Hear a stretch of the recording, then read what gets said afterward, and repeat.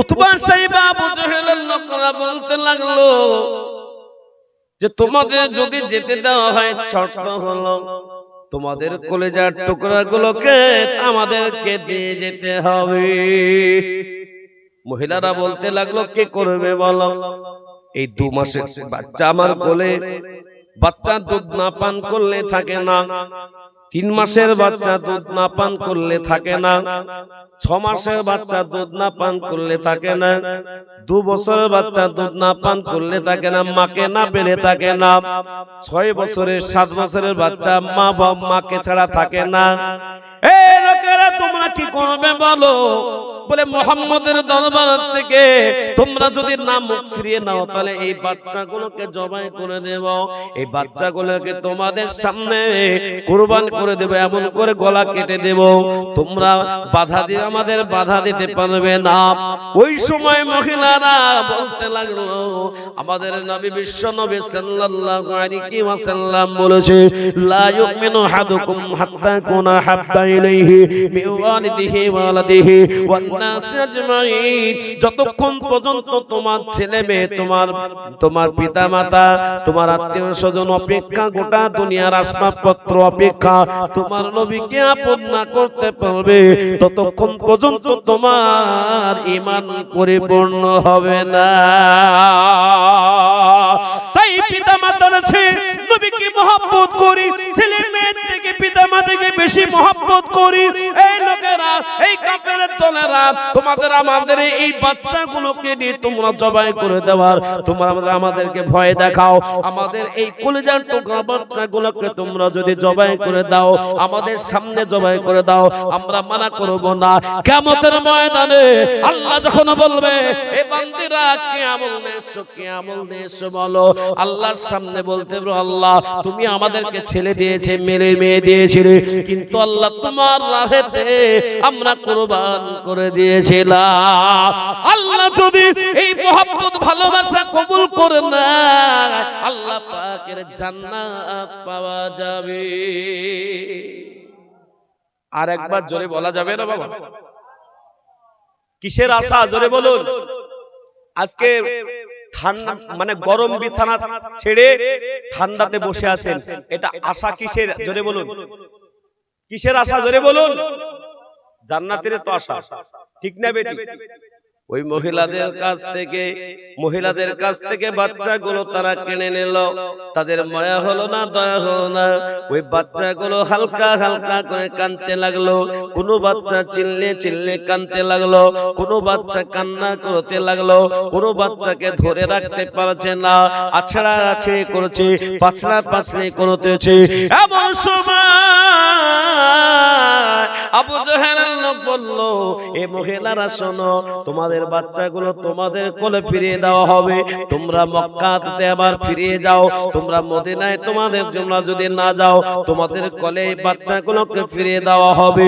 আবু জেহেলের লোকের একটা তরোয়াল আসলো, আর তরোয়ালটা নিয়ে আসার পরে বলে দিল তরোয়াল দিয়ে তোমার বাচ্চাগুলোকে তোমাদের সামনে কেটে দেওয়া হবে।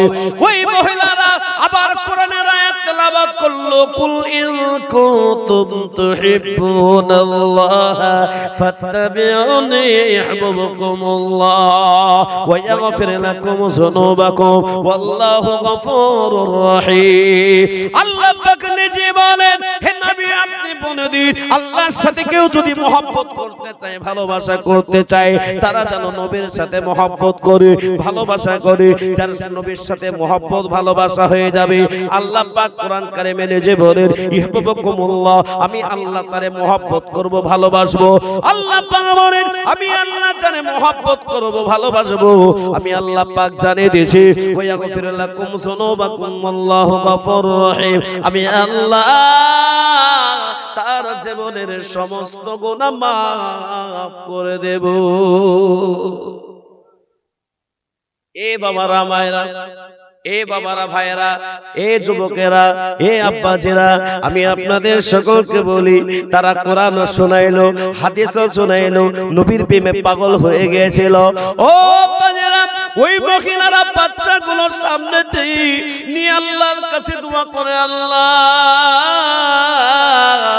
এই বাচ্চাগুলো যদি আজকে দিয়েও যদি নবীর দরবারে যেতে হয় তবু যেতে রাজি, কিন্তু আল্লাহ তোমার কাছে দোয়া করে, আল্লাহ তোমার কাছে আশা রাখি, আল্লাহ এই বাচ্চাগুলোকে তোমার রাহেতে দিয়ে দিচ্ছি, এই আমলটুকু আল্লাহ তুমি কবুল করে না। আর একবার জোরে বলো। বাচ্চাগুলোকে নিয়ে তাদের মায়া হলো না, গরম বালুর উপরে শুয়ে দেওয়া হলো, গরম বালুর উপরে শুয়ে দিয়ে ধারালো অস্ত্র দিয়ে 2 মাসের বাচ্চাটাকে সর্বপ্রথম কেটে দিল। যেমন একটা মুরগিকে কেটে দিলে কেমন নড়াচড়া করে, মায়ের সামনেতে একটা বাচ্চাকে যখন জবাই করে দিল, রক্ত রঞ্জিত হয়ে গেল। আপনার 2 মাসের বাচ্চা ছেলের রক্ত বহুত লাল। মা কাঁদছে, আল্লাহ তোমার নবীর সাক্ষাতের জন্য, তোমার নবী তো বলেছে সন্তানের থেকে নবীকে ভালোবাসতে হবে, এই সন্তান তো তুমি দিয়েছিলে, তোমার রাহে আল্লাহ কুরবান করছে। বাচ্চা কাঁদছে আর বাচ্চার গলা কেটে গেছে, বাচ্চা তাপড়াচ্ছে, আমি মা ধরার মতো ক্ষমতা নাই, আমাদের তো বেঁধে রেখেছে। এইভাবে করে 8টা মায়ের মোট 11টা বাচ্চাকে তাদের মায়া হলো না, দয়া হলো না, হিংস্র প্রাণীর মতো জবাই করে দিল। তারা চলে গেল আর তাদেরকে বলল, এই মহিলারা তোমরা এবার চলে যা, মদিনায় চলে যা। 8 জন মহিলাদের ভিতরে যে আমির ছিল, অর্থাৎ মহিলাদের ভিতরে লিডার ছিল, সে বলল আমরা এই বাচ্চাগুলোকে কোলে করে, গলা কাটা বাচ্চাগুলোকে বুকে করে নিয়ে নবীর দরবারে হাজির হব। একজন বলল না, যে জায়গায় শহীদ হয়েছে, যে অবস্থাতে শহীদ হয়েছে, সেই অবস্থাতে ওই জায়গাটায় আমরা দাফন করে আমরা রক্তমাখা শরীর নিয়ে নবীর দরবারে যাব। কিয়ামতের ময়দানে এই বাচ্চাগুলো যেখানে শহীদ হয়েছে, যে অবস্থাতে, এই অবস্থায় উঠে আল্লাহ জান্নাতের মেহমানদারি করবে। জোরে বলবেন না সুবহানাল্লাহ। বাবা, করুণ কাহিনী, বড় ঘটনা আরেকটু শুনে। ওই একটা বাচ্চাগুলোকে মায়েরা বুকের উপরে নিয়ে নিল, বাচ্চাগুলো আর জিন্দা না। মায়েদের পুরো শরীর পুরো রক্ত রঞ্জিত হয়ে গেল, মায়েদের শরীর দিয়ে রক্ত বন্যা বইতে লাগলো। মায়েরা রক্তগুলোকে একবার গালে নেয়, একবার এই গালে নেয়, একবার মাথায় মাখে, পুরো শরীরটা রক্ত রক্ত হয়ে গেল। তাদের পরামর্শ অনুযায়ী হাত দিয়ে কবর খুঁড়লো। যখন আপনার হাত দিয়ে কবর খুঁড়ে খুঁড়ে খুঁড়ে খুঁড়ে মাত্র আধ হাত কবর খোঁড়ার পরে 11টা বাচ্চার 11টা কবর করে আল্লাহর দরবারে দোয়া করতে করতে আল্লাহকে বলতে, আল্লাহ এই বাচ্চাগুলো আমরা 8 জন মহিলা, আমাদের 11টা বাচ্চাগুলোকে তারা জবাই করলো আর এখানে দাফন করে দিলাম। আল্লাহ তুমি আমাদের এই মহব্বতকে কবুল করে না।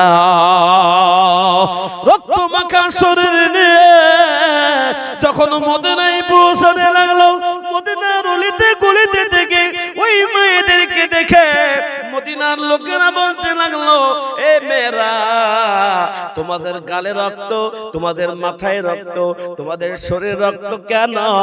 তোমাদের কি অত্যাচার হয়েছে বলো? তোমাদের উপর কি জুলুম হয়েছে বলো? ওই মহিলারা বলল, না না না না, আমরা তোমাদের কাছে বলবো না যে নবীর জন্য আজকে আমাদের কলিজার টুকরো সন্তানগুলোকে আজকে বিদায় করে দিয়েছি, শহীদ করে দিয়েছি। ওই বাচ্চাগুলোকে যার মহব্বতে ভালোবাসায় আজকে কবর দিয়ে এসেছি, ওই নবীর দরবারে গিয়ে সব কথা করে বলবো। যদি বলো, আল্লাহর নবী সাল্লাল্লাহু আলাইহি সাল্লাম মসজিদে নববীতে সাহাবাদের সামনে নিয়ে কথা বলছিলেন। বিশ্ব নবী সাল্লাল্লাহু আলাইহি সাল্লামের কাছে একজন সাহাবা দৌড়তে দৌড়তে গিয়ে নবীজির কাছে কাঁদতে কাঁদতে গিয়ে বলতে লাগলেন, নবী, মক্কার ওই রাস্তা থেকে 8 জন মহিলা রক্তমাখা শরীরে পোশাকে রক্ত মাখা নিয়ে তারা আপনাকে দেখা করার জন্য আসতেছে। আমার নবীজি সঙ্গে সঙ্গে সাহাবাদের কেমন করে বসিয়ে দিলেন। আমার নবীজি হাঁটতে হাঁটতে মসজিদের নববী থেকে বাইরে আসলেন। আর মহিলাদেরকে দেখার পরে আমার নবীজির চোখের পানি টপ টপ টপ টপ করে পড়তে লাগলাম। আমার নবীজি শুধুমাত্র নবীজি ওই মহিলাদেরকে একটিবার জিজ্ঞাসা করে, মহিলারা তোমরা কোথাকার? ওই মহিলারা বলতে লাগলো, নবী আপনি আমাদেরকে এতিম বানায় মক্কা থেকে মদিনায় চলে এসেছিলেন। নবী আমি আপনার কাছে আসার জন্য আমাদের বহুত কুরবান করতে হয়েছে। আল্লাহর নবী তাদেরকে জিজ্ঞাসা করলো, তোমাদের শরীর রক্ত কেন? নবী আমাদের কোলে কারোর 2 মাসের বাচ্চা ছিল, কারোর 3 মাসের বাচ্চা ছিল, কারোর বাচ্চা 4 মাসের বাচ্চা ছিল। নবী গো এই বাচ্চাগুলোকে আমরা আপনাকে দেখার জন্য, আপনার জিয়ারত করার জন্য নবী কাফের বেঈমানরা তারা আমাদের কাছ থেকে ছিনিয়ে নিল, জবাই করলো, তাদেরকে আমরা বুকে করে নিলাম। কিন্তু ভাবলাম না, যেখানে আমাদের সন্তান শহীদ হয়েছে ওই জায়গায় দাফন করে চলে যাব। তাই রক্তমাখা শরীর ধোয়ার সময় পাই নাই নবী, আপনার কাছে এসেছি। নবী আপনাকে দেখে ওই বাচ্চাগুলোকে আমাদের সামনে জবাই করলো। সমস্ত দুঃখ বেদনা আপনার চেহারা মোবারক দেখে সবকিছু ভুলে গেছে। জোরে বলুন সুবহানাল্লাহ। আর একবার জোরে বলবেন না সুবহানাল্লাহ। বিশ্বনবী সাল্লাল্লাহু আলাইহি সাল্লাম আল্লাহর কাছে দোয়া করেন, আল্লাহ এই মহিলা যে মহব্বত ভালোবাসা নিয়ে আজকে আপনার নবীর দরবারে এসেছে, আয় আল্লাহ এদের মহব্বত ভালোবাসাকে কবুল করুন। আল্লাহ পাক রব্বুল আলামিন বলেছেন, হাবিব আমি আল্লাহ পাক তাদের মহব্বতকে কবুল করে নিয়েছি। আর আমি তাদের জন্য জান্নাতের 8টা বালাখানা খুলে দিয়েছি। যারা নবীর জন্য, যারা দ্বীন ইসলামের জন্য, যারা আল্লাহর জন্য জীবন দিয়ে দেবে, আমি আল্লাহ তাদের জন্য জান্নাত ওয়াজিব করে দিই। আর একবার জোরে বলবেন না সুবহানাল্লাহ। এ মুসলমান কত বড় কুরবানি হয়েছিল। আজকে যারা প্রকৃত মুসলমান, ছোট্ট একটা বাচ্চা ছেলে মাথায় টুপি দিয়ে পড়ে যাচ্ছে, ওই বাচ্চা ছেলেকে ধরে আপনার ওড়ের সাথে বলছে, এই বল সিনেমার বল, ওই বাচ্চাটাকে তোরা পেলি, একটা প্যারিস বিক্রি করছে, সেই লোকটাকে কে বলে জয় সিনেম বল বল। কিন্তু যারা ইমানদার হবে, গরিব হোক না কেন, খেটে খাক না কেন, তারা কখনো ঈমানকে নষ্ট করবে না। কারণ যারা ঈমান এনেছে, ঈমানকে কখনো নষ্ট করবে না। জোরে বলো না রে দেবী, আমরা কোনো বেঈমানের কাছে মাথা নত করব না। বলুন ইনশাআল্লাহ। মাথা যদি নত করতে হয় আমার আল্লাহ পাকের সামনে ছাড়া কাহরের সামনে মাথা নত, জোরে বলুন, মাথা নত করব না। একমাত্র কার সামনে করব? আল্লাহর সামনে। আল্লাহ যদি আমার সেজদাটাই কবুল করে নেয়, আমার আল্লাহ আমাকে জান্নাত দিয়ে দিবে। বলুন না সুবহানাল্লাহ। বাবজি ও যুবকেরা, আজকে তোমরা নামাজ পড়ো, নামাজে দোয়া করো আল্লাহর কাছে। একটা মসজিদ শহীদ হয়েছে, সমীক্ষাতে পাওয়া যাচ্ছে একটা মসজিদ শহীদ হয়েছে। শহীদ হওয়ার আগ পর্যন্ত যত মসজিদ তৈরি হয়েছে, শহীদ হওয়ার পরে এই গোটা 3-4 বছরে তার থেকে ডবল মসজিদ পাড়াতে পাড়াতে গ্রামে গ্রামে শহরে শহরে মসজিদ তৈরি হয়েছে। জোরে বলবেন না সুবহানাল্লাহ। আজকে দেখুন তো এই ইজতিমাটা হয়ে গেল। আপনারা কারা কারা গিয়েছিলেন না আমারে? এ বাবা জানলে আপনারা? আমিও গিয়েছিলাম। ইজতেমা প্রায় 12 থেকে 13 কিলোমিটার দূরে গাড়িটা রাখলাম। আমার গাড়িটা রেখে এবার হাঁটতে শুরু করলাম। রাত 2টায় পৌঁছালাম। আমার জলসা ছিল নদিয়া জেলায়। নদিয়া জেলার জলসা শেষ করে একটার সময়, মানে এই 9টা 9:30টার সময় আমাদের ওদিকে জলসা শেষ, আমার শেষ হয়ে গেল। তারপর একদম বক্তা উঠলো, আমি শেষ করে একদম পুরো 1টা 1:30টা 2টোর সময়তে পৌঁছালাম। এবার রাস্তার কিছু পাচ্ছি না, ওই মাঠ দিয়ে হাঁটা শুরু করলাম। বাবা মাঠ দিয়ে হাঁটতে হাঁটতে হাঁটতে হাঁটতে মাপা যন্ত্র নিয়ে হাঁটতে হাঁটতে 20 কিলোমিটার হাঁটলাম। একটা পাড়াতে গিয়ে পৌঁছালাম। ফজরের নামাজের আজান হলো বলে আর হাঁটবো না, আর হাঁটতে পারছি না। এখানে নামাজটা পড়িনি, জামাতে তো পড়ার ভাগ্য হবে না, পাচ্ছি না, হারিয়ে গেছি, 3 জন ছিলাম, হারিয়ে গেছি বাবা। 20 কিলোমিটার হাঁটার পরও প্যান্ডেলের শেষ প্রান্ত পেলাম না। কথা বুঝেননি? বুঝেননি?